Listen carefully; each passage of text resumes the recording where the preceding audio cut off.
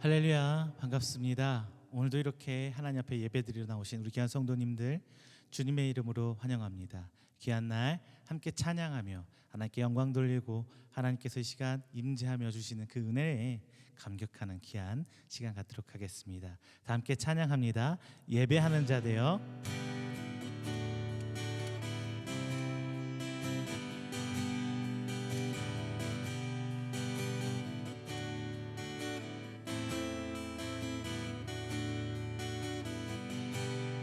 우리 모두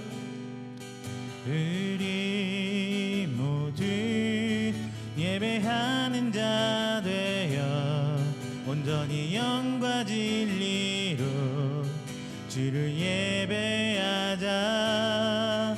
주가 우리와 함께 영원히 함께 하시고 마르지 않는 샘물로 우릴 채우시리라.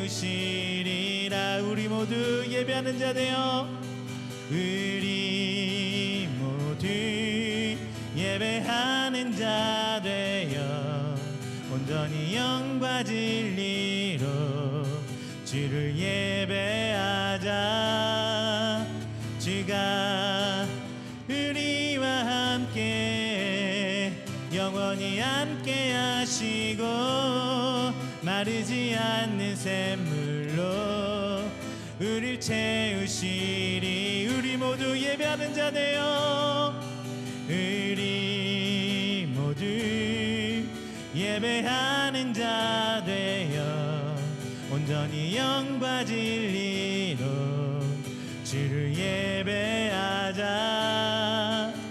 누가 우리와 함께 영원히 함께 하시고 마르지 않는 샘물로 우릴 채우시리. 우리 모두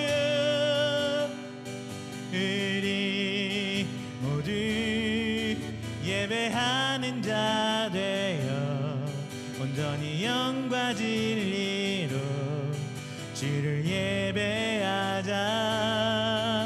주가 우리와 함께 영원히 함께 하시고 마르지 않는 샘물로 우릴 채우시리. 우리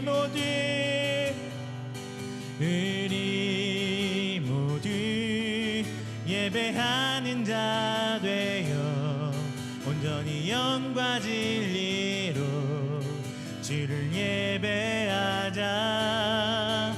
주가 우리와 함께 영원히 함께 하시고 마르지 않는 샘물로 우릴 채우시리라. 할렐루야. 이 시간 우리 예배를 위해서 기도하는 시간 갖도록 하겠습니다. 주님께서 이 시간 우리에게 그 은혜 베풀어 주시길 원합니다. 하나님 앞에 나아가는 우리 귀한 성도들 한 생명 한 생명을 주 앞에 이끌어 주시고 온전한 하나님의 성도 삼아 주시길 원합니다. 이 시간 예배를 통하여 역사해 주시옵시고 또한 하나님 은혜의 체험을 하게 해 주시옵시고 이 질병 가운데 이길 수 있는 힘을 달라고 우리 간절히 함께 기도하도록 하겠습니다. 사랑에 많으신 내 주 하나님 아버지, 감사와 영광 돌립니다. 하나님의 택함받아 부름받아 귀한 성도들 이 시간 함께 모여 예배합니다.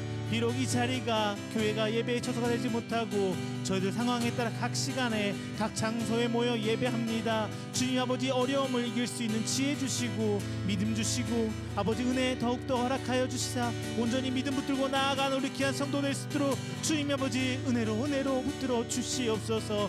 온전히 주와 함께 나아가기를 원합니다. 주님께서 우리를 붙들어 주시고 우리를 통해 역사하시며 우리를 통해 이 땅에 하나님 나라 세우시기 원하시는 그 주 하나님 붙들고 나아가오니 이 시간 하늘을 여시고 온전히 주의 은혜를 체험하는 시간, 귀한 시간 될수록 도와주시옵소서.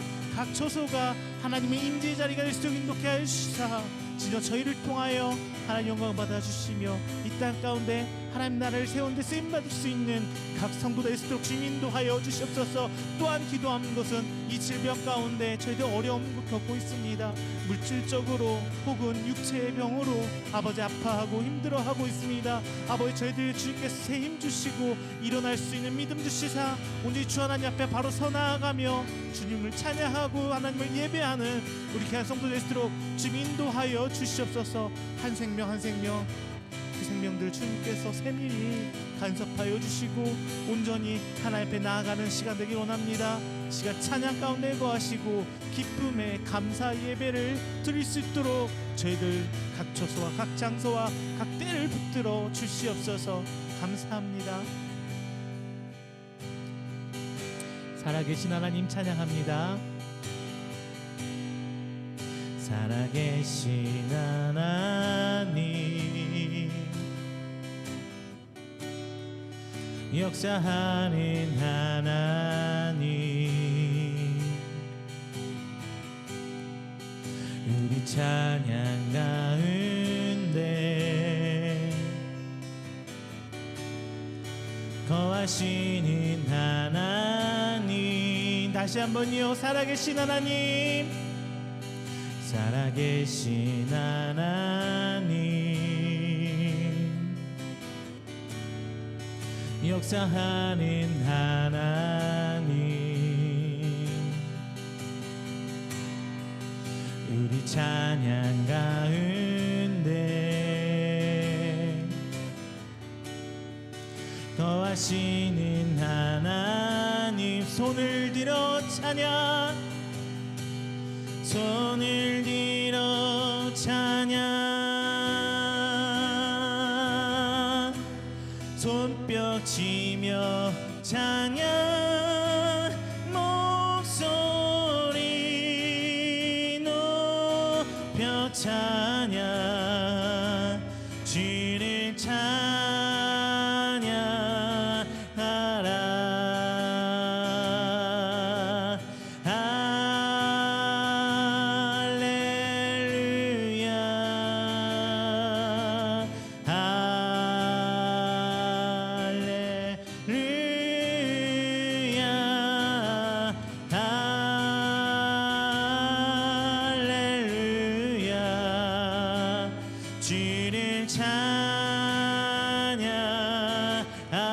살아계신 하나님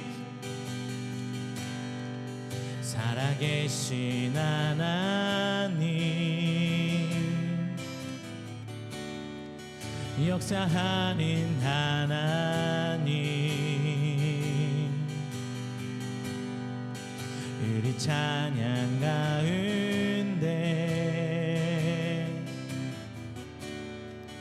거하시는 하나님 우리 다시 한번 찬양할게요. 살아계신 하나님 살아계신 하나님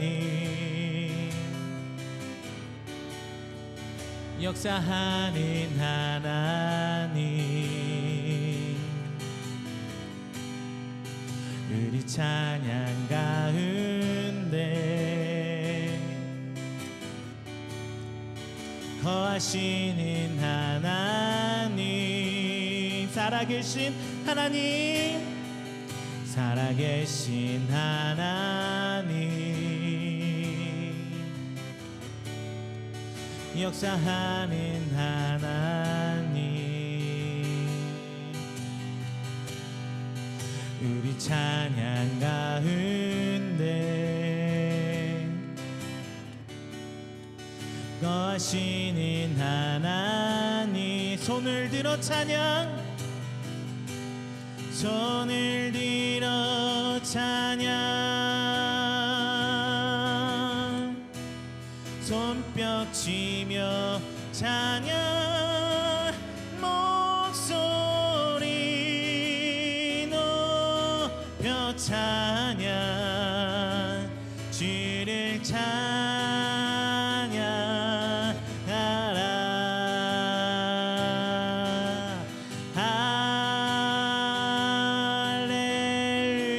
할렐루야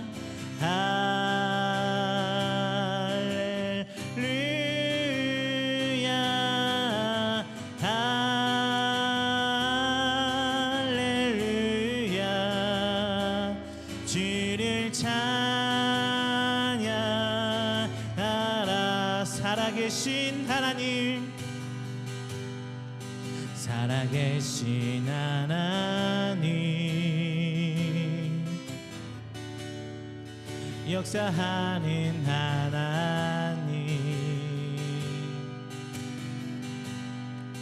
우리 찬양 가운데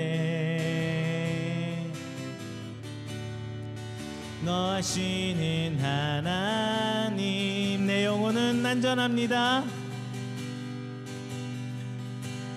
내 아버지 깊음 안에서 내 영혼은 안전합니다. 주 손길로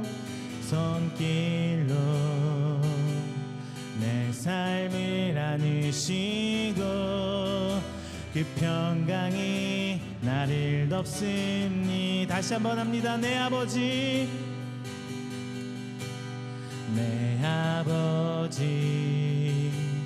깊음 안에서 내 영혼이 안전합니다.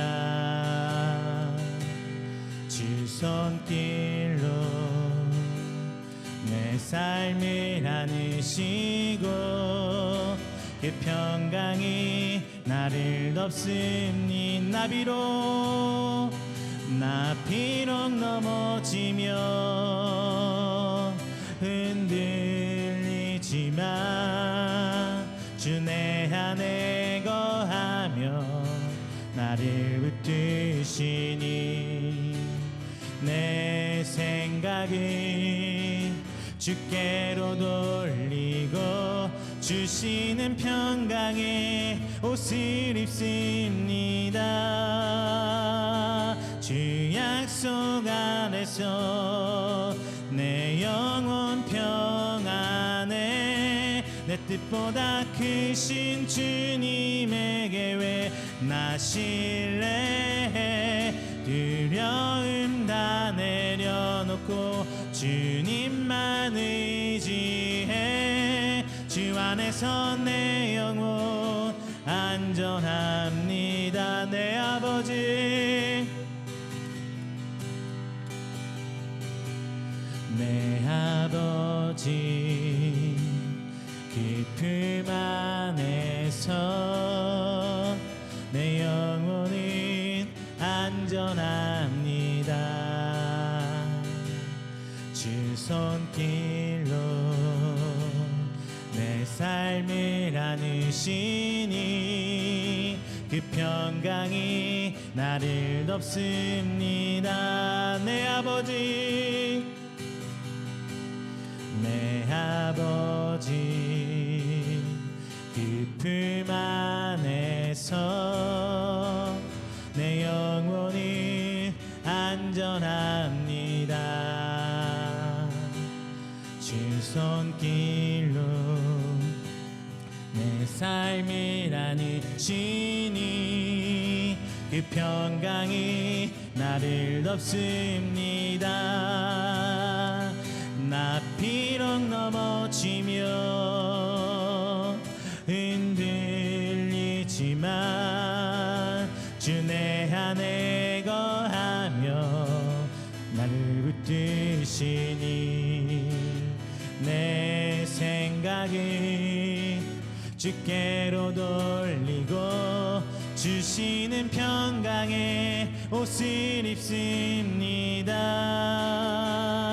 주 약속 안에서 내 영혼 평안해 내 뜻보다 크신 주님의 계획 나 신뢰해 두려움 다 내려놓고 주님만 의지해 주 안에서 내 영혼 안전합니다.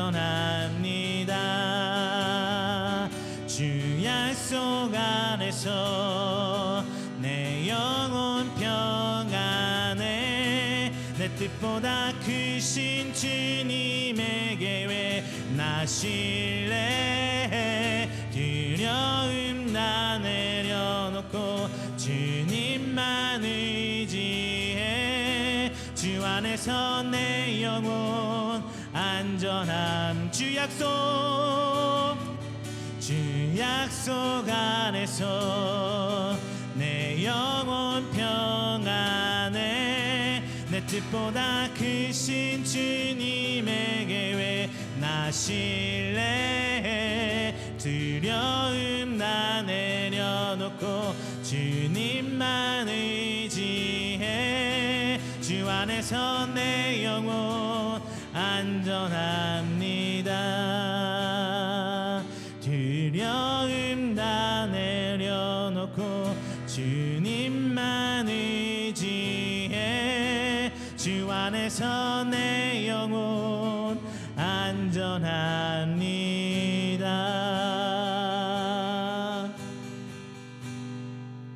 할렐루야. 이 시간 우리가 드리는 예배를 위해서 조용히 기도하는 시간 갖도록 하겠습니다.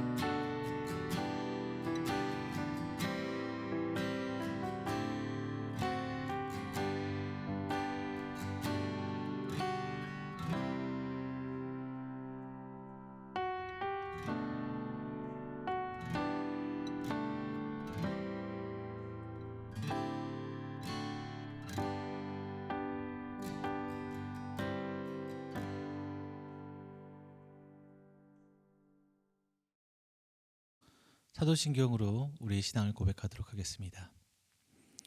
전능하사 천지를 만드신 하나님 아버지를 내가 믿사오며 그 외아들 주 예수 그리스도를 믿사오니 이는 성령으로 잉태하사 동정녀 마리아에게 나시고 본디오 빌라도에게 고난을 받으사 십자가에 못 박혀 죽으시고 장사한 지 사흘 만에 죽은 자 가운데서 다시 살아나시며 하늘에 오르사 전능하신 하나님 우편에 앉아 계시다가 저리로서 산자와 죽은 자를 심판하러 오시리라. 성령을 믿사오며 거룩한 공회와 성도가 서로 교통하는 것과 죄를 사하여 주시는 것과 몸이 다시 사는 것과 영원히 사는 것을 믿사옵나이다. 아멘. 다 함께 교동문 43번 시편 99편 함께 교독하겠습니다. 교동문 43번 시편 99편입니다. 여호와께서 다스리시니 만민이 떨 것이요 여호와께서 그룹 사이에 자정하시니 땅이 흔들릴 것이로다. 시온에 계신 여호와는 위대하시고 모든 민족보다 높으시도다. 주의 크고 아름다운 이름을 찬송할지니 그는 거룩하심이니로다. 능력 있는 왕은 정의를 사랑하느니라. 주께서 공의를 견고하게 세우시고 주께서 야곱에게 정의와 공의를 행하시나이다. 너희는 여호와 우리 하나님을 높여 그의 발등상 앞에서 경배할지어다. 그는 거룩하시도다. 그의 제사장들 중에는 모세와 아론이 있고 그의 이름을 부르는 자들 중에는 사무엘이 있도다. 그들이 여호와께 간구함에 응답하셨도다. 여호와께서 구름 기둥 가운데서 그들에게 말씀하시니 그들은 그가 그들에게 주신 증거와 율례를 지켰도다. 여호와 우리 하나님이여, 주께서는 그들에게 응답하셨고 그들의 행한 대로 갚기는 하셨으나 그들을 용서하신 하나님이시니이다. 너희는 여호와 우리 하나님을 높이고 그 성산에서 예배할지어다. 여호와 우리 하나님은 거룩하심이로다. 아멘. 찬송가 64장 다 함께 찬양하겠습니다.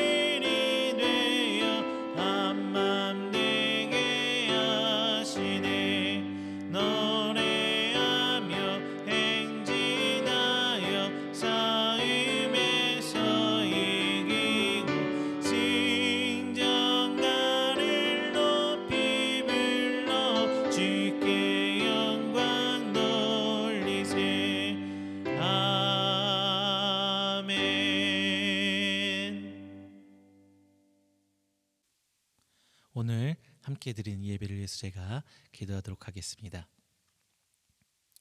사랑과 은혜가 충만하신 우리 주 하나님 아버지, 먼저 감사와 영광을 하나님께 돌립니다. 귀한 날 허락하시사 하나님 앞에 택함 받고 부름 받은 우리 성도들 새 한 주를 시작하며 하나님께 먼저 예배로 영광 돌립니다. 지난 한 주일간도 하나님의 은혜 가운데 살아왔으며 하나님의 그 세밀한 간섭하심과 나와 동행하심을 이 시간 감사드립니다. 주님 아버지, 그 순간순간 저희가 하나님 나와 동행하심을 깨닫지 못하고 때론 원망하기도 하고 때론 주저앉기도 하며 저희 신앙이 하나님 앞에 모든 것을 다 드리지 못했음을 고백합니다. 제 가운데 있는 나를 주께서 붙드시고 오늘 이 시간까지 끌어주시사 오늘 새 한 주를 시작합니다. 하나님이 은혜에 감격하며 새 한 주 하나님을 통해 시작할 수 있는 귀한 시간 될 수 있도록 주님 인도하여 주시옵소서. 오늘 하루를 통하여 하나님께 나아갑니다.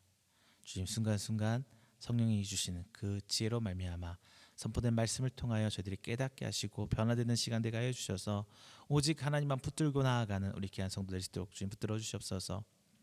세상은 코로나라는 질병을 하여 아파하고 힘들어하고 있습니다. 그로 인해 저희들 오늘 이 예배도 함께 모이지 못하고 저의 처한 상황에 따라 각 처소에서 각 때에 따라 예배를 드립니다. 하나님, 저희가 어디서 언제 주님을 붙들고 예배 드리던 간에 주님 큰 은혜 베푸시사 모든 성도들 함께 동일한 은혜 베푸셔서 항상 주님 붙들고 나아가는 우리 귀한 성도들 되게 하여 주십시며, 또한 선포된 말씀으로 하여금 저들이 더욱더 하나 되는 교회를 세워가고 하나님 나라를 세워나가는데 귀 쓰임 받을 수 있도록 주님 축복하여 주시옵소서. 오늘 예배 시작합니다. 말씀 전하는 부족한 종 주께서 붙드시고 함께 하시사 선포된 말씀으로 하여금 저희들 하나님 앞으로 나아갈 수 있는 귀한 말씀 되게 하시고, 하나님의 은혜와 사랑과 하나님의 계획을 깨달을 수 있는 말씀 되게 하셔서 오늘 이 시간으로 하여금 조금은 더 하나님 형상을 회복하고 조금은 더 하나님 나라를 향해 나아가며 하나님 나라를 세워가는데 충성을 다할 수 있는 우리 성도 될수록 주님 인도하여 주시옵소서. 이 시간 예배 시작합니다. 하나님, 위로가 필요한 자에겐 위로를, 하나님의 그 은혜가 필요한 자에겐 은혜를, 새 힘이 필요한 자에겐 새 힘을 허락하시는 귀한 시간 되기를 시간 기도합니다. 함께 하시고 축복하여 주시사 온전히 성령님의 역사를 따라가는 저희들 될 수 있도록, 또한 그런 시간 될 수 있도록 좀 축복하여 주시옵소서. 이 시간 예수 그리스도의 이름으로 축복하며 기도드립니다. 아멘. 오늘 함께 나누실 말씀은 로마서 10장 8절부터 13절까지 말씀입니다. 로마서 10장 8절부터 13절까지 말씀, 제가 가진 성경으로 신약 253페이지입니다. 다 함께 봉독하겠습니다. 그러면 무엇을 말하느냐? 말씀이 내게 가까워 내 입에 있으며 내 마음에 있다 하였으니 곧 우리가 전파하는 믿음의 말씀이라. 내가 만일 내 입으로 예수를 주로 시인하며 또 하나님께서 그를 죽은 자 가운데서 살리신 것을 내 마음에 믿으면 구원을 받으리라. 사람이 마음으로 믿어 의에 이르고 입으로 시인하여 구원에 이르느니라. 성경에 이르되 누구든지 그를 믿는 자는 부끄러움을 당하지 아니하리라 하니 유대인이나 헬라인이나 차별이 없음이라. 한 분이신 주께서 모든 사람의 주가 되사 그를 부르는 모든 사람에게 부요하시도다. 누구든지 주의 이름을 부르는 자는 구원을 받으리라. 아멘. 할렐루야, 반갑습니다. 한 주일간도 하나님의 은혜 가운데 평안하셨습니까? 자, 시국이 점점 나아질 기색이 안 보이네요. 이제 코로나도 1,500명대가 웃돌고 있습니다. 그러다 보니 우리 교회도 각 지역의 어떤 방역 지침 따라서 지금 예배를 잘 드리지 못하고 있는 상황입니다. 그래도 그나마 저희 같이 좀 작은 교회들은 이제 목사님 포함해서 20명까지는 실내에 들어올 수 있는 환경이 만들어졌습니다. 물론 기본적으로는 예배 방송을 위한 예배 준비위원들이 되겠는데요. 여튼 저희가 교회가 속해 있는 데서는 최대 10명까지는 대면 예배를 100명 이하 100석 기준으로 100명 이하 교회는 10명까지는 대면 예배를 허락하겠다고 구청에서 방향 지침이 내려와 있습니다. 어찌되었든 모든 교인이 교회에 모여서 예배를 드릴 수 없는 상황인 건 매 한 가지입니다. 자, 그렇다 보니까 우리 신앙생활이 조금 소원해질 수밖에 없는 게 현실입니다. 이 상황에서 여러분은 이제 어떻게 여러분 삶 가운데서 예수님을 만나고 체험하면서 신앙생활을 하고 계십니까? 여러분의 삶이 하나님의 은혜로 풍성하게 살고 있다는 것을 체험하고 감사해하며 하나님께 고백하고 있으십니까? 아무래도 지금 상황이니만큼 쉽지는 않은 것 같아요. 힘들죠. 그동안 우리나라는 정말 좋은 어떤 환경 덕택에 신앙생활 자체에 큰 어려움 없이 살아올 수 있었습니다. 물론 조선 초 우리나라 기독교가 처음 들어올 때는 좀 달랐지만 어쨌든 지금 우리 부모님 세대를 포함해서는 종교생활하는데 신앙생활하는데 큰 어려움은 없었어요. 그리고 우리나라의 경제적 성장 덕택에 우리 관심은 아무래도 경제적 물질적 측면에 조금 집중돼 있지 않았나 싶습니다. 그리고 교회에서 말씀을 전할 때 해석되는 부분, 복음이라는 측면에서 특히나 더 이 경제적, 물질적인 측면에 집중되어 있었습니다. 그런데 이번 코로나로 인해서 많은 분들이 이 물질적, 경제적 측면으로 인해서 이제 그 믿음이 하나님 앞에 시험대 위에 올라온 상황이 되어버렸습니다. 그와 동시에 한국 교회의 좋지 않은 부분들까지 드러나고 있는 상황이죠. 그간 우리가 신앙인으로 하나님을 믿는 성도로 예수 그리스도의 제자로 살아오면서 과연 우리가 믿어온 것은 무엇입니까?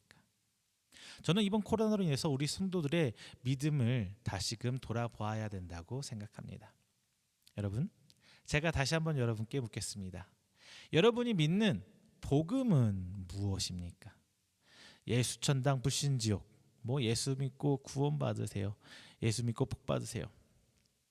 아마 많은 분들이 이런 외침과 선포, 그리고 전단지, 이웃의 손길 등에 이끌려 이제 교회에 아마 오셨을 거예요. 그래서 지금 여러분은 무엇을 믿고 계십니까? 그리고 그 믿음은 어떻게 세상에, 그리고 하나님 앞에 드러나고 있습니까? 사도 바울은 가본 적도 없는 로마 교회를 향해 이 복음을 참 논리적으로 전하고 있습니다. 그중 가장 중요한 본문은 오늘 본문 9절에 나옵니다. 제가 읽어드릴게요. 내가 만일 내 입으로 예수를 주로 시인하며 또 하나님께서 그를 죽은 자 가운데서 살리신 것을 내 마음에 믿으면 구원을 받으리라. 바울은 부활하신 예수님을 전합니다. 그리고 그것이 바로 우리를 구원에 이르게 하는 믿음이라고 분명하게 강조하고 밝히고 있습니다. 하나 더 추가하자면 이것이 바로 바울이 전하는 복음의 핵심입니다. 다시 한번 여러분께 묻겠습니다. 여러분이 믿는 복음은 무엇입니까? 부활하신 예수님, 그리고 다시 오실 예수님이 맞으십니까? 가슴에 손을 얹고 우리가 내 삶을 위해서 예수님을 믿는 것인지, 나를 위해서 예수님을 믿는 것인지, 아니면 예수님의 은혜에 진짜 믿을 수밖에 없어서 믿는 것인지 지금 한번 여러분 스스로 한번 생각해 보세요. 돌아보세요. 자, 오늘 말씀 바울이 전해주는 우리 입에도 있고 우리 마음에도 있다는 정말 그 가까운 곳에 있는 그 복음을 다시금 한번 여러분께 정립해드리고자 합니다. 이 복음은 우리를 이롭게 하는 것이 아닌 오직 하나님을 위한 복음입니다. 오늘 말씀을 통해 코로나로 인해 비대면 예배를 드릴 수밖에 없는 우리의 이 현실, 그리고 앞으로 펼쳐질 온라인 교회의, 온라인 예배의 시대에 살아갈 우리 신앙생활을 돌아보면서 하나님의 은혜를 깊이 체험하는 시간 되시기를 주님의 이름으로 축원드립니다. 먼저 그 첫 번째는 믿음을 입으로 시인하십시오. 바울은 9절에서 입으로 시인하라고 말합니다. 제가 다시 한번 읽어드리겠습니다. 내가 만일 입으로 예수를 주로 시인하면 또 하나님께서 그를 죽은 자 가운데서 살리신 것을 내 마음에 믿으면 구원을 받으리라. 바울은 예수님을 주인으로 시인하라고 말합니다. 주인으로 시인하라고 말합니다. 제가 정말 여러분께 많이 강조한 거예요. 바로 예수님이 우리의 주인 되어야 한다는 겁니다. 지난주에도 제가 말씀드렸던 것처럼 유대인들은 자신을 드러내기 위해서 율법을 행했습니다. 그리고 자신의 그 행위를 드러냈습니다. 이들에게 목적은 하나님이 아니라 자신에게 있었기 때문에 하나님이 그들의 삶의 주인 되지 못했던 것입니다. 그래서 하나님께서 율법을 통해, 선지자를 통해 약속하셨던 메시아인 예수 그리스도를 믿지 못했던 것입니다. 지금 우리 삶에서 비록 예수를 믿는다고 하지만 여전히 내가 주인 되어 사는 삶을 사시는 분들이 정말 많아요. 예수님 앞에 나를 죽이고 나아가야 하는데 여전히 삶의 주인은 나로 살고 있는 것이에요. 왜냐하면 그분들이 믿는 이유는 바로 자신을 위해서이기 때문이에요.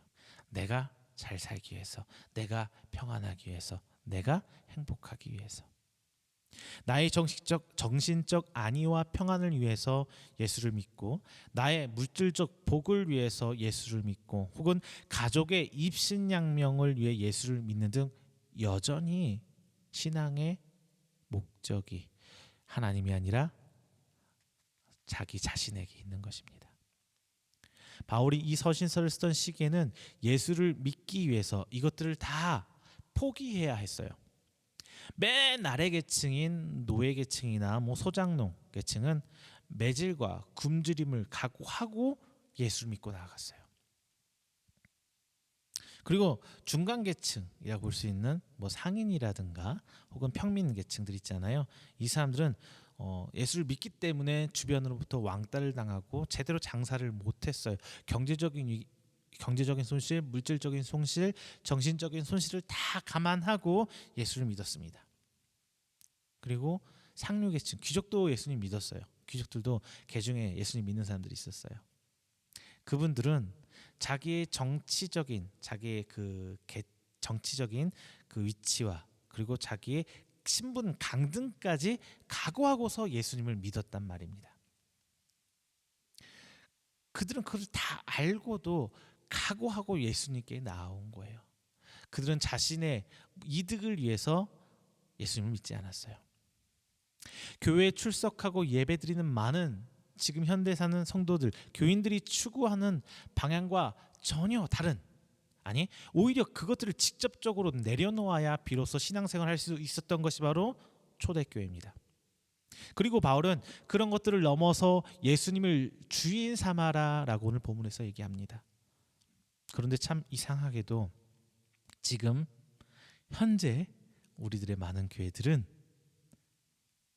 오히려 이런 물질적인 것, 경제적인 것들 때문에 예수를 믿으라라고 얘기하고 있어요. 성경이 옳을까요? 아니면 지금 몇몇 목사들이 얘기하는 게 옳을까요? 여러분은 성경을 믿습니까? 아니면 목사를 믿습니까? 여러분, 하나님의 말씀을 믿으세요. 그리고 자신을 내려놓고 예수님을 주인 삼으시길 바랍니다. 이것은 예수님을 주인 삼는다는 것은 한순간에 되지 않아요. 수년에 걸쳐서, 아니 죽을 때까지 평생에 걸친 훈련이 필요합니다. 이것이 바로 성화라는 성도의 삶이에요. 또한 바울은 오늘 본문에서 시인하다라는 단어를 사용합니다. 이 단어는 문자적으로 해석하면 공개적으로 엄숙하게 선언하다, 약속하다, 고백하다 이런 뜻이 담겨져 있어요. 이런 뜻이 있다 보니까 대개 이 단어가 사용되는 가 어느 부에 많이 사용되냐면 법률적인 것에 많이 사용돼, 법정 용어로 많이 사용되었어요. 계약서라든가 법 재판 앞에 서약할 때 이런 데 많이 사용되는 단어라고 합니다. 즉 예수님을 주인으로 시인한다는 것은 공개적으로 나는 예수의 사람, 예수의 종이야라고 주변 사람이 다 선포되는 게 그 뜻 안에 포함되어 있어요. 물론 당시에 예수님을 믿는 것을 공개적으로 드러내기는 좀 힘든 상황이었기 때문에 실질적으로 나 예수 믿는 사람이야 라고 공개를 한다는 것은 사도라든가 특수한 몇몇 사람들 빼고는 아마 쉽지 않았을 겁니다. 하지만 중요한 것은 그 믿음대로 산다는 것은 약속과 이행이 필요하다는 것을 이 단어 안에 포함되어 있다는 거예요. 목적을 위한 행위와 믿음에 의한 행위는 분명히 다릅니다. 학교를 예를 들게요. 새 학생이 선생님 눈에 들어왔어요. 정말 새 학생 다 공부를 열심히 해요. 한 학생은 선생님한테 보이려고 공부해요. 마치 자기가 모범생인 척 열심히 하는 척, 그리고 불려가서 야단 안 맞으려고 공부를 열심히 해요. 또 한 학생은 자기가 공부를 해서 다른 사람한테 인정받고 성공이란 걸 하기 위해서 열심히 공부합니다. 선생님 보시기에 정말 열심히 하는 것처럼 보이죠. 마지막 세 번째 학생은 어떤 학생이냐? 처음에 공부 힘들고 어려웠지만 하다 보니까 재밌어요. 정말 소수지만 여러분 개 중에 하나씩 공부를 재밌어하는 친구들 분명히 있어요. 공부가 재밌어서 한대요. 제 그런 친구들은 정말 공부해야 하는 친구들인데요. 하여튼 뭐 이 공부가 재밌어서 공부합니다. 세 학생이 모두 공부하는 이유와 목적이 다 달라요. 그런데 선생님 보기에는 어때요? 공부 다 열심히 하는 것 같단 말이에요. 우리 신앙생활도 마찬가지예요. 사람이 보기에는, 목사가 보기에는 나를 위해서 신앙생활하는 것, 혹은 누군가에게 보이기에 신앙생활하는 것, 어느 건 진짜 하나님 은혜에 감격해서 하나님 앞에 믿음을 고백할 수밖에 없어서 신앙생활하시는 분, 목사가 보기에는 그냥 똑같이 보여요. 그런데 바울은 정확히 세 번째 부류, 하나님의 은혜에 감복해서 하나님 은혜 때문에 어쩔 수 없이 신앙생활 할 수밖에 없는, 믿음을 고백할 수밖에 없는 그것을 얘기합니다. 하나님 은혜 때문에 믿을 수밖에 없는 신앙을 표현하기 위해서는 10절이에요. 10절 함께 볼게요. 사람이 마음으로 믿어 의에 이르고 입으로 믿어 시인하여 구원에 이르니라. 이렇게 10절에 써 있습니다. 9절, 10절 이 두 개 다 결국 같은 말을 반복하면서 강조하기 위한 구절이거든요. 그런데 조금 달라지는 게 있어요. 뭐냐? 9절에 시인하다라는 것은 능동태예요. 내가 해야 된다, 내가 해야 된다라는 게 굉장히 강조되어 있는 반면 10절에 시인하다라는 시인되어져야 한다, 즉 수동태, 내가 하려고 하는 게 아니라 되어지는 것을 표현하고 있어요. 즉 바울이 말하는 믿음은 내가 믿을래야 믿을 수 없고 하나님의 은혜로만 믿을 수밖에 없는 이 은혜를 시인해야 하는 것을 강조하고 있는 거예요. 우리의 믿음은 내가 믿고 싶어서 믿는 게 아니에요. 하나님 은혜를 주셨기 때문에 믿을 수밖에 없는 거예요. 말씀을 백독하고 교회 와서 성경 66권을 달달달달달 통으로 외워도 하나님이 택한 사람이 아니면 믿음 안 생겨요. 그게 현실이에요. 교회 30년 다닌다고 하나님 믿음 안 생겨요. 그 사람은 삶의 변화가 없어요. 열매를 보면 알아요. 30년 동안 열매를 보면 알아요. 변화가 없어요. 믿음은 오직 하나님께서 선택한 사람에게만 주어진 특권이자 은혜입니다. 그래서 14절에서 이렇게 말합니다. 그런즉 그들이 믿지 아니하는 일을 어찌 부르리요? 하면서 14절에서 오직 하나님을 믿고 나아간 것, 하나님을 부를 수밖에 없음을, 할 수밖에 없음을 사도 바울은 강조하고 있는 거예요. 여러분, 삼위일체 하나님, 성부, 성자, 성령 하나님을 믿으십니까? 그러면 시인하십시오. 그것은 말뿐이 아닌 계약서에 서명한 거예요. 서명을 쫙 한 거예요. 즉 우린 예수님의 종으로 오직 예수님의 말씀에 따라 사는 것입니다. 만일 다만 말씀을 지키는 것이 아니라 믿기 때문에 지킬 수밖에 없는 상태, 바로 이 상태가 우리의 상태여야 합니다. 그리고 이것이 바로 우리의 입과 마음으로 시인하는 것입니다. 두 번째, 믿음으로 하나님 앞에 당당해지시길 바랍니다. 여러분, 하나님 앞에 당당해지실 수 있나요? 저도 뭐 믿음으로 하나님 앞에 당당해지십시오라고 말을 하면서 참 고민했어요. 과연 우리가 하나님 앞에 당당해질 수가 있을까? 성경에서 계속 얘기하잖아요. 우리는 죄인이다. 저도 그렇게 말씀드렸습니다. 우리는 지금 예수님을 믿지 않는 밖에 있는 교회를 향해 손가락질하고 예수님을 허구라고 얘기하고 있는 저 세상 사람들과 우리와의 차이는 하나도 없다. 하나님 앞에 다 똑같은 죄인이에요. 다만 예수를 믿느냐 안 믿느냐, 그 차이 하나 있는 거라고 제가 말씀드렸죠. 우리는 다 똑같은 죄인인데 어떻게 하나님 앞에 당당해질 수 있어요? 힘들죠. 힘든 게 아니라 불가능하죠. 당장 여러분, 저도 몇 번 교통사고다 해서 경찰서 한두 번 가본 적이 있는데, 참고인 자격으로 경찰서 딱 가가지고 조사관 앞에 딱 앉기만 해도 잘못할 거 하나도 없는데 쫄려요. 괜히 겁이 나요. 주눅 들어요. 이게 사람이에요. 근데 심지어 마지막 심판할 때 심판의 광경을 쫙 보면서 하나님 앞에 딱 서가지고 당당해진다는 거. 이거 못할 거예요. 못합니다. 우리 생각으로 못해요. 그런데 믿음은 이것을 가능하게 합니다. 11절 함께 읽어보겠습니다. 성경에 이르되 누구든지 그를 믿는 자는 부끄러움을 당하지 아니하리라 하니. 자, 이 말씀은 사도 바울이 이사야서 28장 16절 말씀을 인용해서 조금 변형해서 사용한 말씀이에요. 우리는 본래 하나님 앞에 죄인일 수밖에 없는 존재예요. 우리의 죄가 뭐냐? 우리를 창조하신 하나님을 떠나 산 죄, 하나님을 알지 못하고 내 맘대로 산 죄, 하나님을 주인 삼지 않고 내 삶의 주인이 내가 되어서 살아온 죄, 이게 바로 죄예요. 그래서 하나님께서는 아브라함과 언약을 세우고 이스라엘 백성에게 율법을 주셔서 하나님이 다스리는, 하나님의 법이 통치하고 하나님의 왕이 되는 나라의 본을 보여주셨습니다. 그런데 이 율법을 사람이 다스리려고 합니다. 율법 위에 사람이 올라가려고 하는 거예요. 율법을 사용해서 나를 드러내고 율법을 막 지키는, 앞으로 나가서 얼굴 옷 지저분하게 입고 막 나와서 금식하는 거 펴내고 다니고 11조 했다고 막 자랑하고, 하나님 나 11조 했습니다 기도하면서 자랑하고 광장 앞에 사람들 다 드러나는 듯이 뭐 이런 자기를 드러내기도 하고, 그게 존경을 받으면서 권력이 되는 거거든요. 율법으로 권력을 삼습니다. 그리고 그들이 기득권 세력이 되어서 하나님이 주신 율법을 이용해서 사람 위에 군림하려고 해요. 하나님이 통치하는 게 아니라 자신들이 통치하려고 합니다. 자, 이 상황 하나님 보시기엔 어떨까요? 안 봐도 비디오예요. 안 봐도 하나님 얼마나 화가 날까요?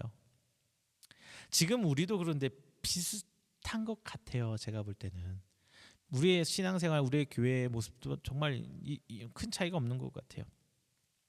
당시 유대인들과는 달리 이 말씀이, 율법이 뭔가 국가적으로 나가서 뭐 큰 권력을 이루고 뭔가 만들어주는 건 아니지만 교회라는 것으로 한정은 분명히 돼 있어요. 하지만 성경 말씀을 이용해서 나를 드러내려는 사람 굉장히 많아요. 그리고 스스로 내가 왕이 되어서 교회 안에서 권력을 차지하고 그 위에 기득권자가 되려고 합니다. 즉 하나님이 통치하는 게 아니라 본인이 교회에서 통치하려는 거, 하려고 하는 사람들 분명히 있어요. 혹여 이제 교회 밖에서는 말씀으로 이제 무장해서 말씀을 이용해서 자신들의 목적을 이루는 사람들이 넘쳐납니다. 지금 밖에 광화문에 있으신 분들도 종종 저는 이 부류에 포함한다고 봐요. 과연 하나님 앞에 우리가 당당해질 수 있을지 저는 참 의문입니다. 하지만 믿음의 자녀는 가능합니다. 우리는 율법을 지키는 행위로 행위가 아니라 예수 그리스도를 믿음으로 하나님께 의인으로 인정받을 수 있는 자격을 얻었어요. 믿었기 때문에 예수님을. 그리고 우리는 이제 우리의 믿음은 입과 마음으로 시인하면 됩니다. 믿음이 없는 사람도 말로는 할 수 있지만 마음으로는 안 돼요. 왜냐하면 믿음이 행동으로 시인될 리가 없거든요. 우리의 마음으로 하는 시인은 행동으로 드러날 수밖에 없습니다. 믿는데 따라가는. 제가 가장 쉬운 예로 저 말씀 많이 드렸잖아요. 여러분 해 뜨는 거 보기 위해서 어디로 가요? 동쪽으로 가요? 서쪽으로 가요? 해 뜨는 거 보면 동쪽으로 가죠. 알고 믿으니까 자연스럽게 몸으로 나오는 거예요. 내 삶으로 나오는 거예요. 해 지는 거 보려면 서쪽 가죠. 저쪽에 정서진 있잖아요. 멀지 않은 곳에. 서쪽 가요. 왜? 서쪽에 지는 것을 머리로 믿어 알고 믿으니까 행동으로, 삶으로 드러나는 거예요. 우리의 믿음의 행위는 이거란 말이에요. 내가 믿어서 알아서 끝나는 것이 아니라 믿기 때문에 자연스럽게 해야 되는 거예요. 내가 하나님의 자제라는 걸 믿기 때문에 하나님께 기도하는 거고요. 내가 하나님께 받은 그 은혜에 감격했기 때문에 예배를 드리는 거예요. 예배를 드려야 해서 드리는 게 아니라 예배를 드릴 수밖에 없는 그 은혜의 감격을 체험한 사람이 나오는 게 진짜 예배예요. 예배는 하나님 믿으려고 나오는 게 아니라 믿는 사람들이 모이는 게 예배예요. 11절을 정확하게 표현한다면 최소한 하나님 앞에서 우리는 부끄러움을 당하지 않는다는 뜻인데요. 저는 이렇게 말합니다. 그것만으로도 우리는 하나님 앞에 당당히 나아갈 수 있는 자격이 된다라고 저는 말씀드리고 싶어요. 나는 할 수 없지만 하나님께서는 그렇게 만드셨기 때문입니다. 예수님이 오시기 전인 구약에서는 그게 불가능했어요. 하지만 예수님이 오신 지금 신약시 이후부터는 이 믿음으로 구원받는 게 가능하게 됐어요. 오셨기 때문이에요. 다만 부끄러움을 당하지 않을 때가 중요합니다. 이 땅에 살면서 부끄러움, 수치를 당하지 않는다는 것이 아니에요. 이 땅에서 당하는 부끄러움, 수치가 아니에요. 예수님을 믿기 때문에 매질도 당하고 감옥에도 갇히고 심지어 죽기까지 한 순교한 우리 신앙의 선조들이 분명히 있잖아요. 이 땅에서 당하는 부끄러움 아닙니다. 이 땅에서 예수님을 믿기 때문에 얻는 부끄러움과 수치는 중요한 것이 아니에요. 그런데 우리 생활은 이 부끄러움, 수치, 즉 체면치레 때문에 종종 좀 잘못된 신앙생활 하시는 분들이 계시긴 해요. 우리에게 중요한 것은 지금이 아니라 내일입니다. 오실 예수님 정말 중요해요. 바울이 말한 부끄러움의 때는 마지막 심판의 때를 가리키고 있습니다. 우리는 바로 이때에 하나님 앞에 당당하게 나아갈 수 있는 것입니다. 마지막 세 번째, 믿음으로 은혜를 누리시기를 바랍니다. 이렇게 입으로 시인하고 마음으로 시인하면서 신앙생활 하시는 분들 이제 누리십시오. 이때 아멘 하는 겁니다. 믿음으로 은혜를 누리십시오. 아멘. 자, 12절 함께 보겠습니다. 유대인이나 헬라인이나 차별이 없습니다.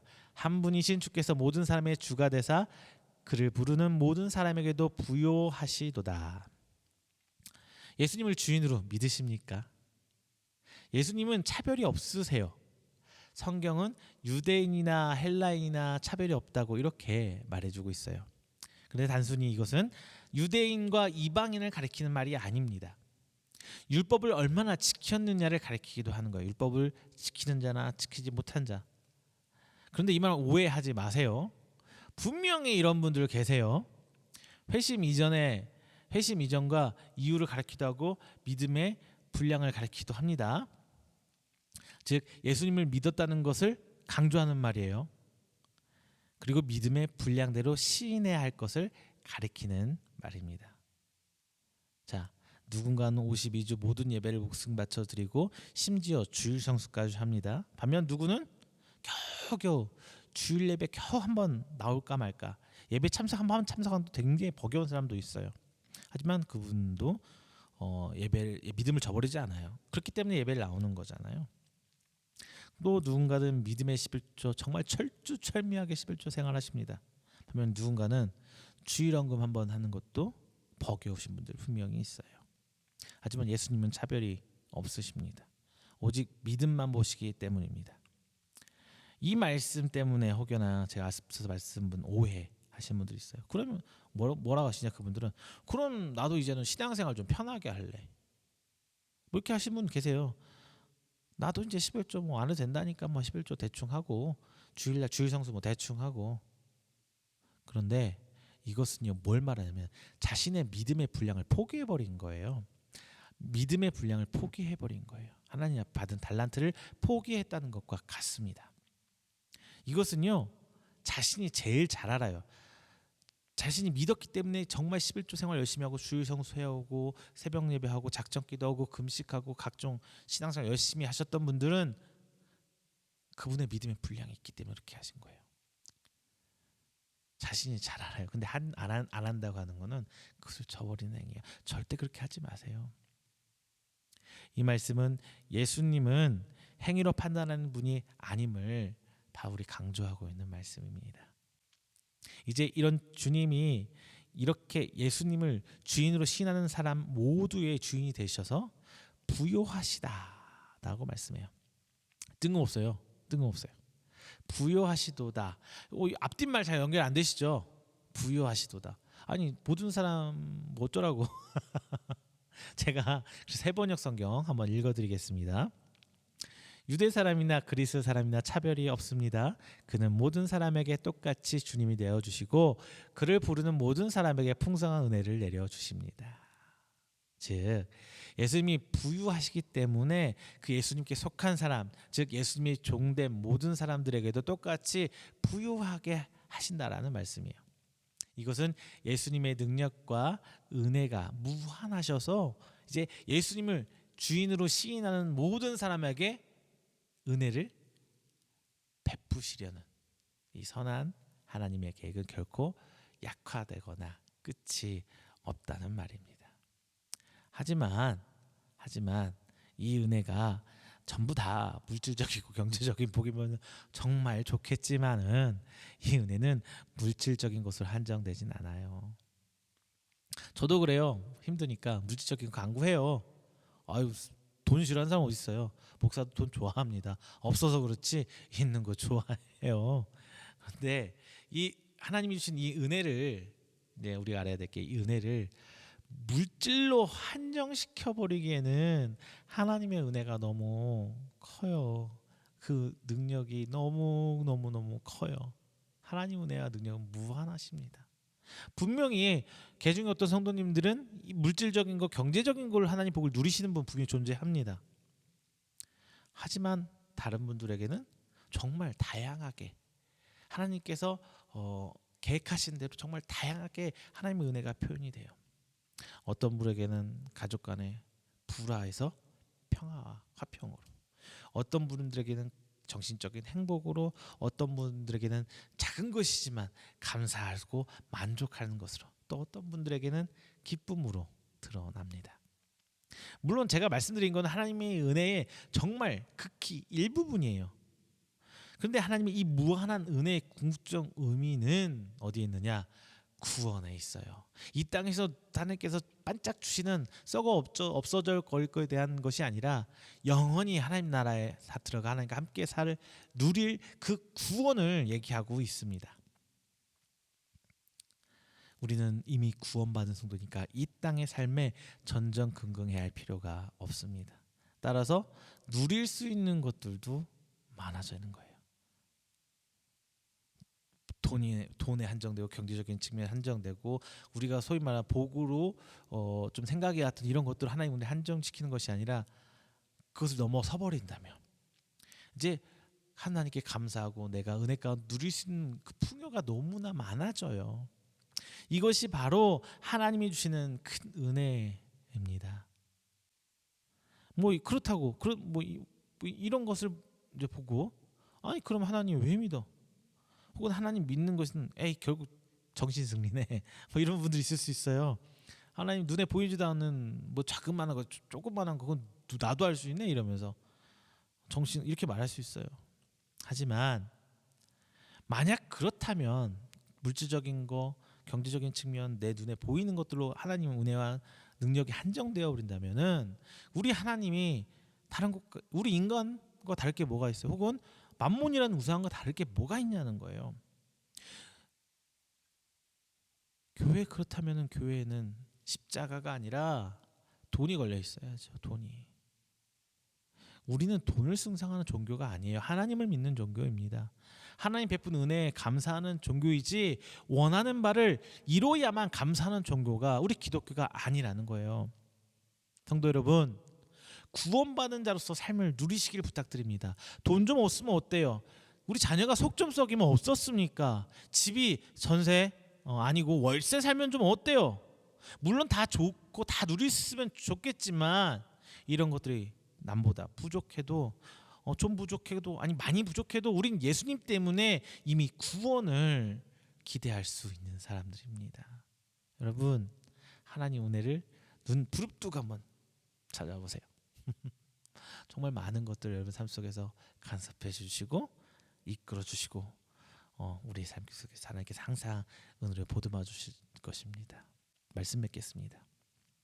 여러분 혹시 80년대 종말론자 혹시 기억하시나요?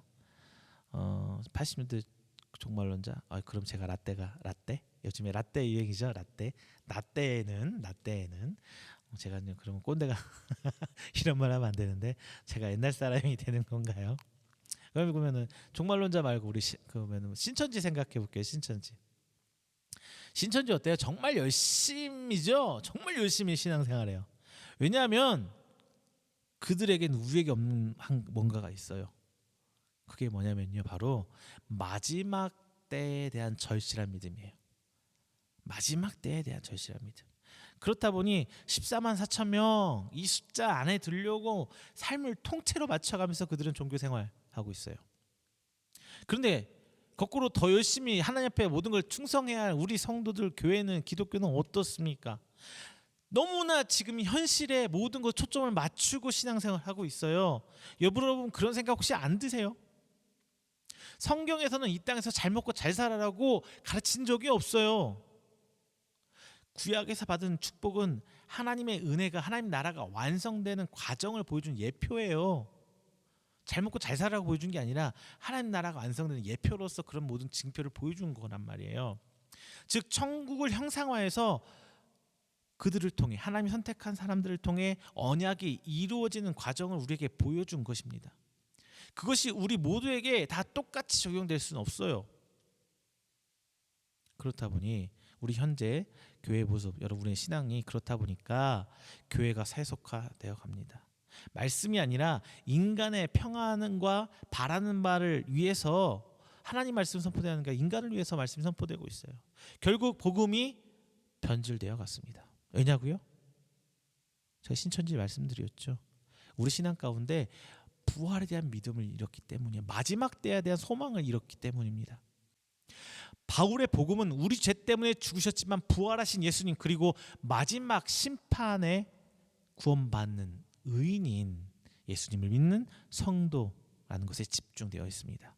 신약 전체는 고난받아 죽으시고 부활하시고 다시 오실 예수님이 바로 복음입니다. 우리가 믿는 것은 바로 이것입니다. 그리고 이 믿음은 오직 하나님께서 주셨기 때문에 믿을 수 있는 거예요. 이 믿음이 우리 입에서, 마음에서 시인될 때 비로소 하나님의 성도로 인정받는 것입니다. 시인은 말로만 하는 것이 아닙니다. 믿음은 드러나야, 내가 믿는 대로 행하는 것이 드러나야 믿는 것이에요. 행동 드러나지 않는다면 믿음이 아니라 그냥 아는 것입니다. 성도에게 약속된 구원은 복음을 아는 사람이 받는 것이 아니라 믿는 사람이 받는 구원입니다. 아는 사람이 믿는 사람이 받는 거예요. 우리는 이 구원이 보증수표가 되어서 이 삶을 누릴 수 있게 되는 것입니다. 사람들이 이 생을 끝이라고 보기 때문에 이 땅에 살면서 이 시간, 또 주어진 시간 동안 다 이루려고, 욕심을 다 채워보려고 아둥바둥 사는 거예요. 우리는 전적으로 하나님께 맡기면 돼요. 왜? 그거 다 하나님 거잖아요. 하나님 창조하신 것들이잖아요. 하나님의 권능, 그 능력 아래에 있는 것들이잖아요. 남들이 땅값 올랐다고, 집값 올랐다고, 주식 올랐다고 부러워하지 마세요. 근데 저는 부러워요. 저는 그런 얘기 들을 때마다 나도 그랬으면 좋겠다, 부러워요. 저도 인간인지라 그런가 봅니다. 그분들이 누리고 사는 것들 보면 참 부럽긴 하는 건 사실이에요. 그러면 우리 이렇게 해요. 많이 부러워하지 말자고요. 조금만 부러워하자고요. 많이 부러워하지 말고 조금만 부러워하자고요. 조금만. 많이 부러워하면요, 그것에 목을 매야 돼요. 우리는 그런 것에, 썩어질 것에 목을 맬 바에야 영원한 것, 예수님께 한번 목 매보세요. 아니, 우리가 죽거나 마지막 때 이후의 삶이 보장된다는데 한번 거기에 걸어 보자고요. 여러분, 주식에 걸지 마시고 땅에 걸지 말고 집값에 걸지 마시고 영원한 삶에 대해서 한번 여러분 걸어 보세요. 그리고 주인 되신 예수님, 하나님이 주시는 것들에 감사하면서 한번 살아보세요. 자, 만약 그렇다면 이제 여러분 눈에는 정말 많은 것들이 보이기 시작할 거예요. 작은 것들. 예수님께서 여러분 삶에서 세밀하게 간섭해 주시고, 그리고 이끌어주고 계시면서 여러분 옆에서 함께 웃고 울고 계신다는 것을 여러분은 이제 발견하게 되실 겁니다. 그럼 이제 아무것도 안 부러워져요. 무서울 것도 없어요. 사형 현장에서 찬송을 부르면서 죽어간 초대교회 신앙의 우리 선조들이 이해가 갈 것입니다. 이것은 체험해 본 사람만 알아요. 우리 기독교는요, 책으로 배우는, 말로 배운 종교가 아니라 체험의 종교입니다. 이 복음은 우리 곁에 아주 가까이 와 있습니다. 우리가 밀어내지만 않으면 돼요. 이 복음 가운데 이제 평안도 누리시고 삶도 누리시는 여러분 되시기를 주님의 이름으로 축원합니다. 기도하겠습니다. 사랑과 은혜가 충만하신 하나님 아버지, 감사합니다. 하나님께서 은혜 주시사 나를 불러주시고 믿을 수밖에 없는 그 은혜 주심에 감사합니다. 저희가 땅에 살면서 오직 하나님을 주인 삼고 그 모든 것을 입으로 시인하며 살기로 합니다. 그로 말미암아 우리는 이제 하나님 앞에 나아갈 때 죄인 된 자의 면모가 아니라 하나님 앞에 의인으로 인정받는 하나님의 성도의 모습으로 당당히 나아갈 수 있기를 소망합니다. 그러면서 동시에 이 땅에 지금 오늘을 위해 사는 삶이 아니라 다시 오실 예수님을 기대하며 마지막 때에 대한 소망을 갖고 이 땅에 아니라 천국 소망을 갖고 살아가는 우리 귀한 성도들 될 수 있도록 주민도하여 주시옵소서.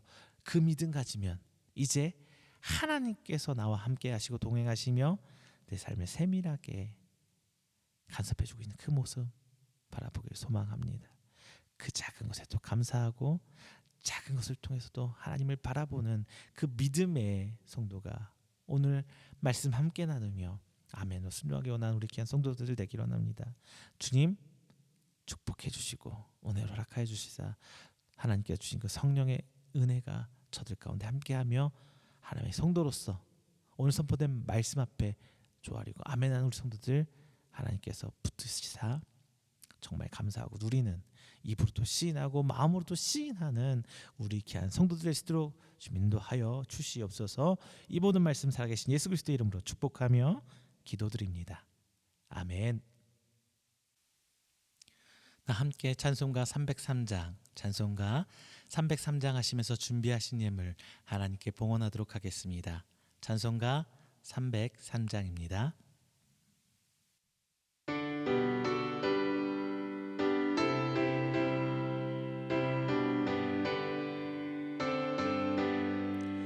날 위하여 십자가에 중한 고통 받으사 내신 죽은 주 예수의 사랑하신 은혜여 몸에 놓은 피를 흘려 영영 죽을 죄에서 귀속함을 받으느니 어찌 찬양 안 할까 예수 안에 있는 우리 한량없이 즐겁고 주 성령의 위로함이 마음속에 차도다 천국의 막소리 같은 은혜로운 그 말씀 끊임없이 듣는 우리 어찌 찬양 안 할까 이 세상의 모진 풍파 쉬지 않고 불어도 주님 안에 보호받는 우리 마음 편하다 늘 깨어서 기도하고 저 천국을 바라며 주님만을 기다리니 어찌 찬양 안 할까.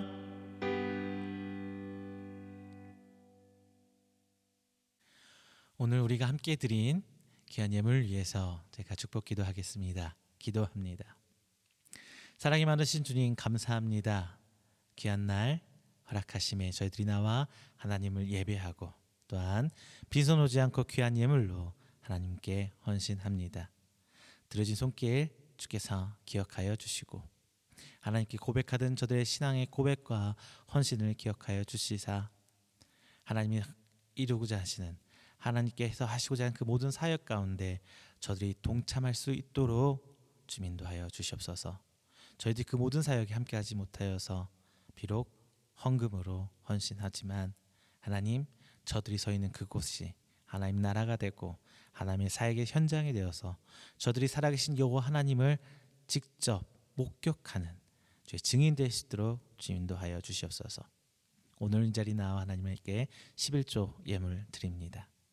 하나님, 저가 하나님께 받은 은혜에 감사하며 또한 하나님께 주신 그 기업이 온전히 하나님께 있음을 저가 고백합니다. 주님, 저의 신앙 고백처럼 저들의 기업 주께서 붙들어 주시고 함께 하시사 이 땅 가운데 세워지는 하나님의 증거거리로 주님 삼아 주시옵소서. 또 하나님께 감사의 예물을 드립니다. 하나님, 저가 기도의 제목으로 감사하며 또 받은 은혜에 감사드립니다. 주님, 저들이 하나님의 기도에 가며 기다리는 그 시간 인내할 수 있도록 믿음 더하여 주시고 주님의 때가 이를 때까지 인내 열매를 맺을 수 있도록 지금 은혜 베풀어 주시옵소서. 또 기도 없는 것은 감사의 제목으로 나온 귀한 성도들 더욱더 하나님을 바라보며 감사의 거리가 넘쳐나게 해 주십시고 충만한 은혜로 저의 삶을 붙들어 주시옵소서. 오늘도 크게 하나님 앞에 주일 예물 드립니다. 하나님, 오늘 주일 예물 드려진 그 손길 기억하시사 오늘 한 주일간도 붙들어 주시고 저희들이 혹여나 죄 가운데 빠질지라도 주님, 저희들 구원의 손길 내밀어 주시사 그 손길 붙들고 나아가며 하나님 앞에 돌아올 수 있는 우리 귀한 시간 되게 하여 주시사 온전히 하나님 앞에 무릎 꿇고 기도하는 성도 될 수 있도록 주님 인도하여 주시옵소서. 특별히 하나님 앞에 귀한 교회를 돕는 기관과 성도님들 계십니다. 그분 기관과 그 모든 성도님들 하나하나 주께서 복으로 더하여 주시옵시고 귀한 교회를 세워나가는 데 동참하고 있사오니 하나님, 저들의 가정과 사업장 큰 은혜로 축복하여 주시사 더욱더 하나님 앞에 헌신하며 주의 나라를 세워가는 일꾼 될 수 있도록 건강으로 물질적인 복으로도 책임져 주시옵소서. 이 모든 말씀 살아계신 예수 그리스도 이름으로 축복하며 기도드립니다. 아멘. 교회 앞에 광고 드리겠습니다. 먼저 원래 방역 지침상 마스크도 쓰고 해야 되는데 일단은 저희는 지금 현재 예배는 저 혼자 촬영하고 있는 거라서요. 반주자도 없고 엔지니어도 아무도 없습니다. 저 혼자 하고 있는 거라서 혹여나 오해 마시고 예배 오직 은혜로만 드려주시는 여러분 되시기를 부탁드립니다. 코로나가 더 심해지고 나아질 기색이 안 보이네요. 방역 지침 각 지역에 따라 4단계 혹은 3단계 지방에 따라서는 더 낮은 곳도 있다고 하는데요. 각 지역에 따른 그 방역 지침 잘 지켜주셔서 여러분이 이 땅에 하나님 백성으로서 각 생명들을 사랑하는데 함께 동참하는 여러분 되시길 바랍니다. 그뿐만 아니라 비록 우리들이 교회에 함께 모이지는 못하지만 말씀을 듣고 믿음을 드러내는 여러분이 되셔서 직접적으로 예전같이 전도하고 선교하지 못할지라도 여러분의 삶이 전도가 되고 여러분 삶이 선교가 되는 그런 삶을 사신 여러분 되기를 주님의 이름으로 축원드립니다. 또한 교회 위해서 기도 부탁드립니다. 다음 사역 위해서 준비하고 있습니다.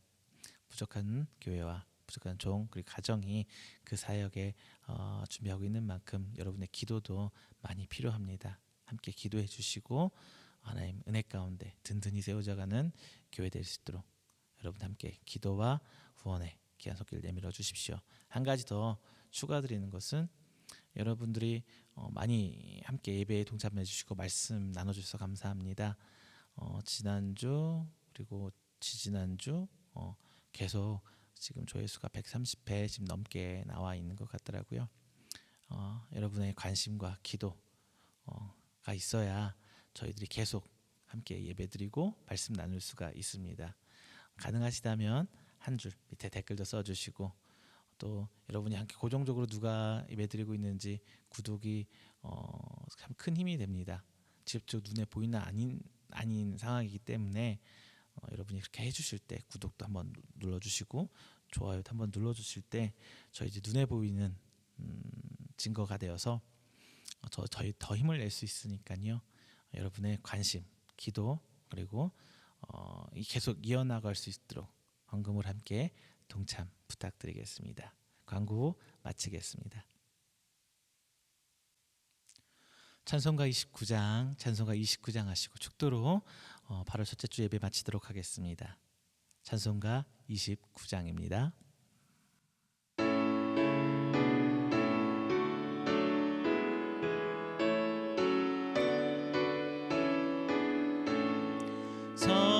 성도여 다 함께 할렐루야 아멘. 주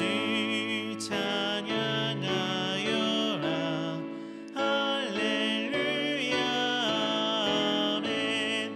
주 보좌 앞에서 택하신 은혜를 다 찬송하여라 할렐루야 아멘. 마음을 열어라 할렐루야 아멘.